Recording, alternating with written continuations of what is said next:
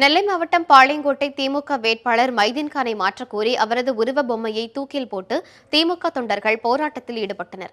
2016ஆம் ஆண்டு சட்டப்பேரவைத் தேர்தலுக்கான திமுக வேட்பாளர் பட்டியல் வெளியிடப்பட்டதிலிருந்து வேட்பாளர்களை மாற்றக்கோரி பல்வேறு தரப்பினரும் தங்கள் எதிர்ப்பை தெரிவித்து வருகின்றனர்.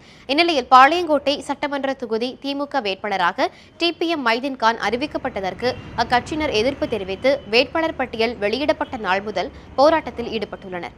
இந்நிலையில் திருநெல்வேலி மாநகரின் வண்ணாரப்பேட்டை செல்லப்பாண்டியன் மேம்பாலத்தில் மைதீன்கான் உருவ பொம்மையை தூக்கில் போட்டு தங்கள் எதிர்ப்பை வெளிப்படுத்தினர். தகவல் அறிந்து வந்த போலீசார் உருவ பொம்மையை அகற்றினர்.